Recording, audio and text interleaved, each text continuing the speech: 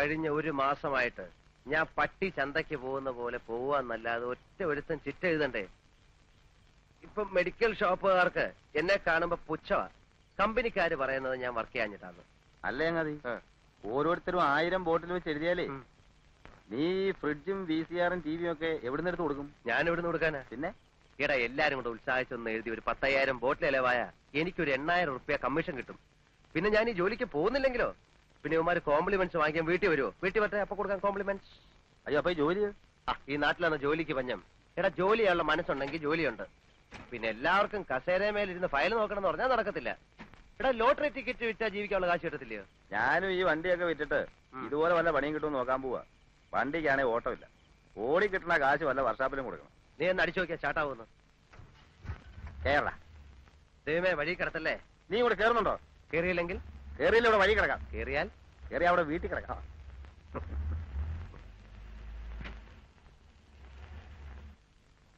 എന്റെ ഏട്ടാ ഞാൻ പറഞ്ഞ കേക്കണ്ടേ? ഉച്ചയ്ക്കാണെങ്കിൽ കഴിച്ചു എന്ന് വരുത്തി. അയാൾ വന്ന് വഴക്കുണ്ടാക്കണ ഇത് ആദ്യമൊന്നല്ലല്ലോ. എന്റെ കുട്ടി ഇനി കോടതി കൂടെ കേറാനേ ബാക്കിയുള്ളൂ. അതും അയാൾ കേട്ടു. എന്റെ അമ്മയെ കോടതി എന്ന് പറയുന്ന തല വീഴുന്ന സ്ഥലമൊന്നുമല്ല. അയാൾ കൊണ്ട് കേസ് കൊടുക്കട്ടെ.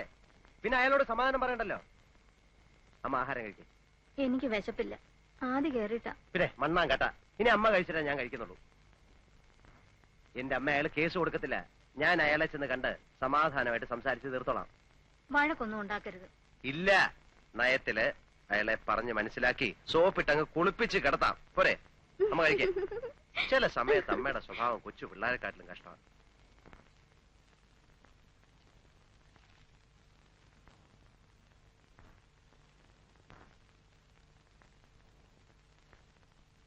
എന്ത് വേണം? ഞാൻ ചേട്ടനെ ഒന്ന് കാണാമെന്ന്. കണ്ടോളൂ. അതല്ല. ഏതല്ല?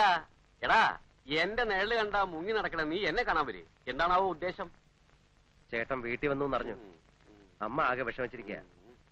ഞാൻ പറയുന്നത് ശരിയല്ലെന്നറിയാം. എന്നാലും കുറച്ചാളൂടെ ക്ഷമിക്കണം. മാസാമാസം ഞാൻ കൃത്യമായിട്ട് പലിശ തന്നോളാം. 1 കൊല്ലത്തിനുള്ളിൽ കടം വീട്ടുകയും ചെയ്യാം. എവിടുന്നെടുത്ത് വീട്ടും? എനിക്ക് എന്നെ വിശ്വാസമല്ല. ഞാൻ എന്റെ വഴി നോക്കിക്കോളാം. മേനോൻ ചേട്ടൻ എന്നെ എന്ത് വേണമെങ്കിലും ചെയ്തോ. എന്റെ അമ്മയെ വിഷമിപ്പിക്കരുത്. എടാ നിന്റെ അച്ഛൻ ചെയ്ത് ചതിക്ക് നിങ്ങളൊക്കെ അനുഭവിക്കണം. 3 മാസത്തെ അവധിയും പറഞ്ഞ് വാങ്ങിച്ചോണ്ട് പോയതാ. ഇപ്പൊ കൊല്ലത്രയായി. മുതലുമില്ല പലിശയില്ല. ഇനി നിങ്ങളടുത്ത് ഞാൻ വരണില്ല. ഇവിടെ നീതി നിയമമുണ്ടോ ഞാനും നോക്കട്ടെ. ഞാൻ കാല് പിടിക്കാൻ ചേട്ടാ. ഇറങ്ങിപ്പോടാ തെണ്ടി കള്ളവർഗങ്ങൾ. എടോ ഇത്രയും നേരം തന്റെ കാല് ഞാൻ പിടിച്ചത് തന്റെ അച്ഛന്റെ കൂട്ടുകാരനായതുകൊണ്ട് ഇടിച്ചതിന്റെ ഷേപ്പേ മാറ്റിക്കളയും. താൻ എന്നെ കോടതി കയറ്റല്ലോ. കേറ്റൂടാ. ഞാൻ കോടതി കയറുന്നത് തന്നെ കൊന്നിട്ടായിരിക്കും. താൻ ആണാണെങ്കിൽ എനിക്ക് വക്കീലോട്ട് സഹിക്കണോ? അന്ന് എന്റെ മരണമാ. എന്താ കാണണോ? എടാ ശിവൻകുട്ടി നീ പോക്കിരുത്തരാ കാട്ടെ. അതെ പോക്കരുത്തരാ. താൻ എന്തോ ചെയ്യും? ഞാനും ചെയ്യില്ല. എന്നെ കോടതി കയറ്റണ്ടേ? അത് ഞാൻ ഇഷ്ടം പോലെ ചെയ്യും. ഞാൻ ചിലപ്പോ കേട്ടില്ലെന്ന് വരും. അതിന് നിനക്കെന്താ നഷ്ടം? എനിക്ക് നഷ്ടമൊന്നുമില്ല. നഷ്ടപ്പെടാൻ പോകുന്നത് തനിക്കായിരിക്കും. മറക്കണ്ട. ഇല്ല മറക്കില്ല. താനെന്തോ നോക്കി പേടിപ്പിക്കുന്നത്? അങ്ങനെ ഫീൽ ചെയ്യുന്നുണ്ടോ? കളിക്കല്ലേ. ആരോടാ ദേഷ്യപ്പെടുന്നേ? അത് നമ്മുടെ ശിവൻകുട്ടി നാക്കെടുത്ത തമാശ പറയൂ. അല്ല പാരമ്പര്യമായിട്ട് അങ്ങനെയാ. അപ്പൊ കാണാം. കാണണം കാണണം കാണണം. എന്താ പറയാ ഇപ്പോഴത്തെ കാലത്ത് ഇത്തിരി പോക്കിരിത്തരമില്ലാതെ ജീവിക്കാൻ പറ്റത്തില്ല. നമ്മളൊന്ന് താന്ന് കൊടുത്താലേ നമ്മുടെ തലയിൽ കയറും. അല്ല അയാൾ ഇനി പോലീസ് സ്റ്റേഷനിൽ കംപ്ലൈന്റ് വല്ലതും കൊടുക്കും? കംപ്ലൈന്റ് കൊടുത്താ പ്രശ്ന. ഇടിച്ചവന്മാര് നട്ടല്ലൂരും. പേടിത്തൊണ്ടനാ. അതുകൊണ്ട് കംപ്ലൈന്റ് ഒന്നും കൊടുക്കത്തില്ല. ഓട്ടോ ഒന്നും ഇല്ലേ? നമുക്ക് വേണമെങ്കിൽ ഒന്ന് കറങ്ങിട്ട് വരാം. അതെ നടന്നങ്ങ് പോയാ മതി. അല്ലെങ്കിൽ തന്നെ കാശും കൊടുത്തിട്ട് പിന്നെ കൈയും കാലും പിടിച്ചിട്ടാ പെട്രോൾ കിട്ടുന്നത്. രാത്രി ഞാൻ വന്നിട്ടേ പോകണേ. ബസ് ചാർജ് 1 രൂപ കൊടുക്കണം. എല്ലാം ശരി തന്നെ.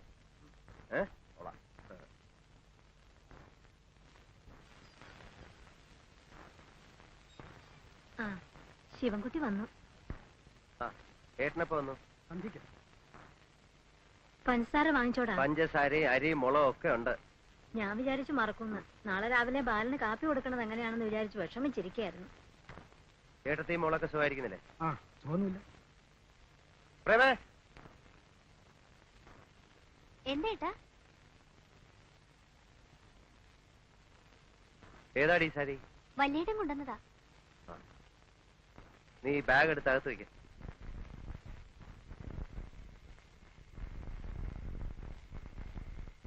പെണ്ണ് സാരി ഉടുത്ത് കാണുമ്പോ പേടിയാവുക. അതെന്താ? ഏട്ടാ ശ്രദ്ധിച്ചില്ലേ? അവള് വലിയ പെണ്ണായി. ഒരുത്തനെ കിട്ടണമെങ്കിൽ കാശ് എത്ര കൊടുക്കണമെന്നാ? അതിനെന്താ ഇപ്പൊ നല്ല വരവല്ലേ? വരവോ? ഏട്ടനോട് ആര് പറഞ്ഞു? ഈ വേഷവും പത്രാസും കണ്ടിട്ടാണോ? ഈ വേഷം മാത്രമേ ഉള്ളൂ. കഞ്ഞി കുടിക്കാനുള്ള വക ഞാൻ ഉണ്ടാക്കും. അത്രേ ഉള്ളൂ. എടാ മൂത്തോര് പറഞ്ഞാ കുറച്ചൊക്കെ അനുസരിക്കണം. നല്ലൊരു സ്ഥലത്ത് കൊണ്ട് ഞാൻ നിർത്തിയതല്ലേ?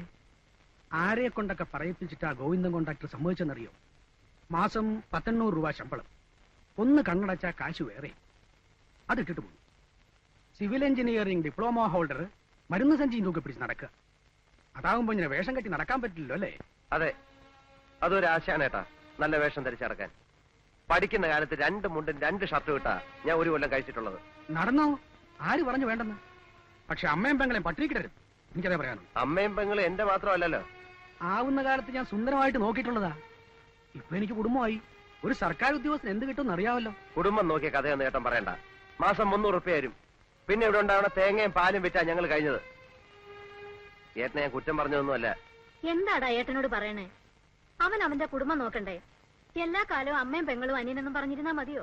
അവൻ പറഞ്ഞോട്ടമ്മേ, ഞാൻ കിടന്ന് വെള്ളം കുടിക്കുന്ന ആർക്കും മനസ്സിലാവില്ല.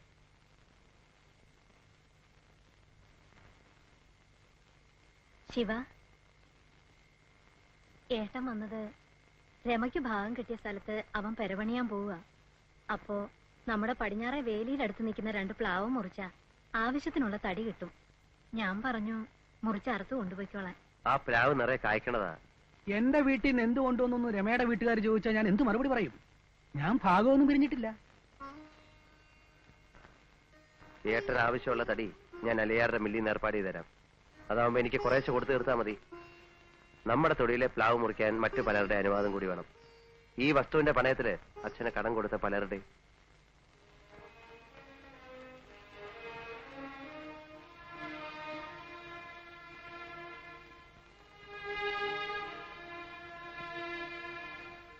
ഇത് കണ്ട് തൃപ്തി വന്നില്ലേ ഇതുവരെ?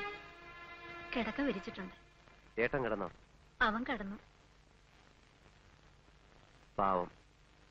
ഒരു വീട് വെക്കണം എന്നുള്ള മോഹം ഏട്ടനും ഉണ്ടാവും അല്ലേ? പിന്നില്ലാണ്ടിരിക്കുവോ? ഞാൻ പറഞ്ഞതിൽ ഏട്ടന് നീരസമുണ്ടോ? സ്വന്തം വീട്ടിലല്ലാണ്ട് എവിടെ ചെന്നാ ഏട്ടനൊരു സഹായം ചോദിക്കുക? ഞാൻ വെറുതെ പറഞ്ഞതല്ല. അലിയാറുടെ മില്ലിന്ന് ആവശ്യമുള്ള തടി ഞാൻ ഏർപ്പാട് ചെയ്ത് കൊടുക്കാം. പിന്നിപ്പോ എന്റെ മരുന്നിന് നല്ല സെയിൽസാ. കുറച്ച് കാശ് എനിക്ക് കിട്ടും.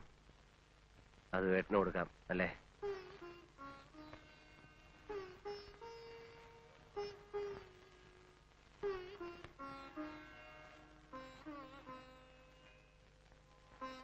വാ, വന്ന് കിടക്ക. നാളെ രാവിലെ പോകേണ്ടതല്ലേ? നമുക്കും വേണം നല്ലൊരു വീട്. പറ്റിയ ഇതുപോലെ തന്നെ പണിയണം. 2 നില.